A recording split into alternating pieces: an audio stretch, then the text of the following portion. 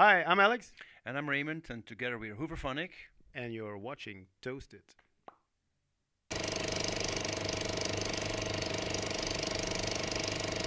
Hey, what I really love about the album is what you, and this is something I read, and maybe it's not right, so you have to confirm this, is you set out to create 10 singles with an A and a B side and create it into an album. I always ask in interviews, because a lot of people issue vinyl now, uh, people who grow up now, they are not used to listen to music in a way that you have a record and you have an A side and a B side. Yeah. You know, they just listen to a random selection of songs and they don't understand that there's a build up. Now, you guys issue a vinyl album, but there's a build up as well on a single level, right? I mean, you have 5 singles with an A and a B side on a fucking awesome. Yeah, it was just like here comes the retro-futurism again. It was like, like everybody's like, yeah, Spotify, it's singles, like Deezer, it's singles, kids want singles. And we said like, yeah, sure, they want singles. We'll give them singles, but our way. Meaning like an A side or whatever was a bit more catchy and a B side was a bit more dark. And then we thought like, hey, but back in the days, like the B side sometimes was more radio friendly than the A side. So then we start playing. So our manager called and said like, there's something wrong with the running order. you know, I like the way I dance on the B side, but that's the A side. No, no, no, that's the radio song, but for us in Wonderland is the A side. Yeah, I don't get it. It's like, yeah, just print it. It's gonna be okay. So we just like, yeah, but that's again also we have a lot of we like to have fun, So we play with the idea and we make 5 singles and we're gonna release it in a very kind of limited edition as a box set with 5 vinyl singles. Shit. And we got last week we got the first copy. It looks really awesome and Is it for sale actually? You can, it's like, gotta be normal for sale. people get it as well? it's gonna be for sale, but I think you have to be fast because there's a very limited.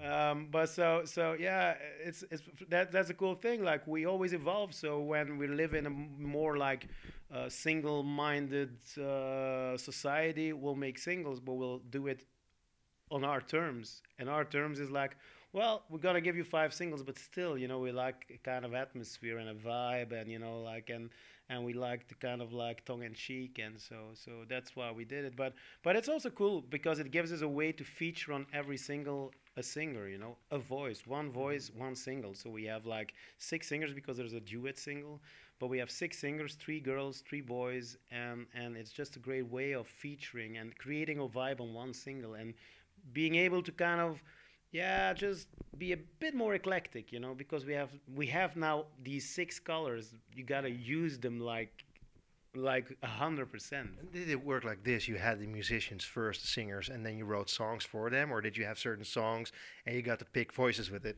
We actually no, it was we wrote the songs with the singers through the years, and then these songs were always like they always sticked, like we always thought like, oh, they're great tunes, but like for instance, Moving is like sung by Felix Howard. It's a man and it's like a deep male vocal. And the song asks for that, like so we tried it with female singers, but it never really worked.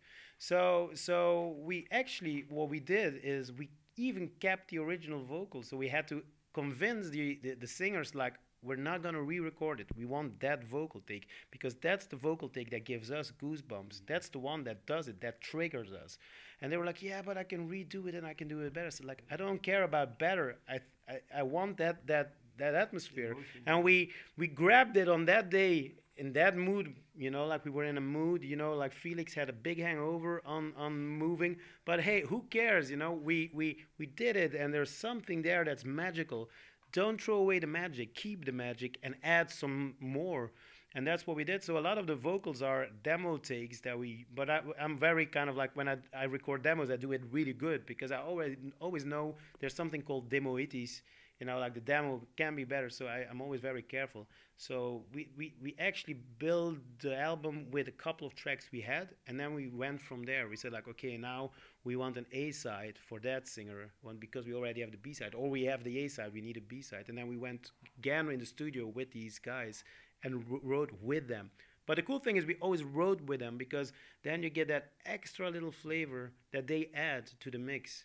And then that combined with our sounds gives it like, it gives it an extra Yeah, a little bit of extra oxygen, I think. After 20 years, we can use some extra oxygen. It's not as bad that we need oxygen masks, but Well, it did pay off. And another what I really love about this album is there's so many layers in every song.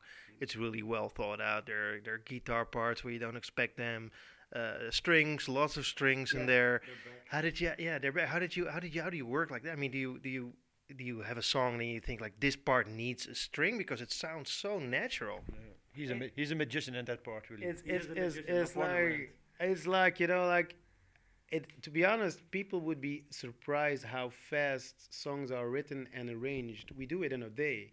Like Cocaine Kids and Bada Boom were made in one day. But then you have just the demo. But there's already the string part, and there's like everything is there, the bass, But then the real hard work is like turning it into a record. It's like recording the drums and make them sound like you want them to sound, and then when you have all the parts, mixing it, and then the strings, of course, the part is there, but it's not played. So then we have like an orchestrator orchestrated and conducted, and then we have 24 strings in a studio, and it's all these like extra spices and flavors adding. That takes a lot of time, and that took us really like, mixing as well. Is for me, it's like it's always taking 10 years of my life because it's. But it's like they're quite simple mixes. Like Bada Boom is not a lot. It's strings, 2 vocals, a bass, and a drum part, and guitar part. But that makes it even more difficult because everything needs to be right. And so the beginning, the initial thing, I think is really important. The songwriting should be quick, swift, kind of like on the case. It needs to be like, and then when you got that, then you have the perfect ingredient. Then you have to think like, how I'm gonna prepare it.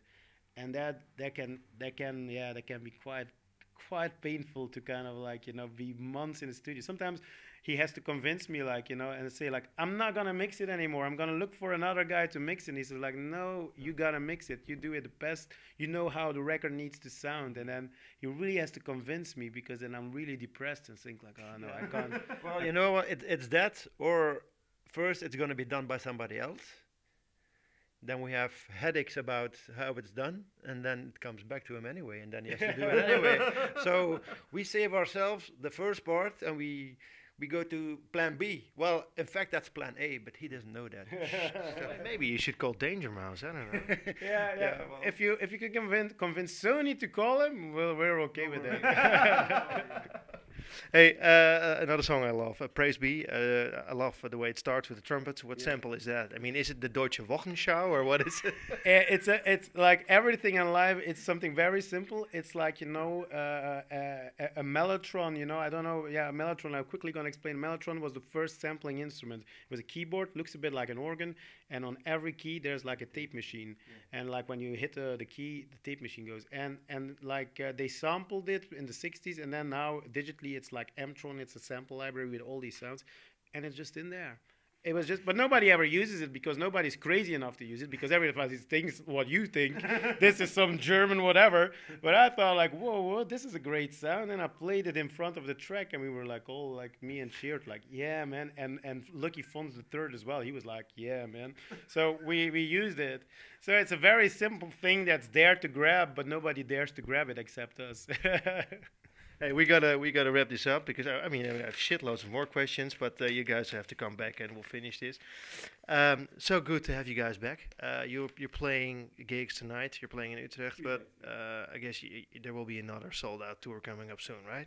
Yeah, we're working on that. We're now just doing a couple of gigs to put up the tour, and then in fall we're gonna do more dates. So keep an eye on our website. Check our Spotify playlists. Where you maybe find some twangy guitar sounds the next week. I'll put some on special for you. I'll find Link Ray myself. That's it. We're gonna make one list only with twang guitars. I love that. Hey, thanks so much.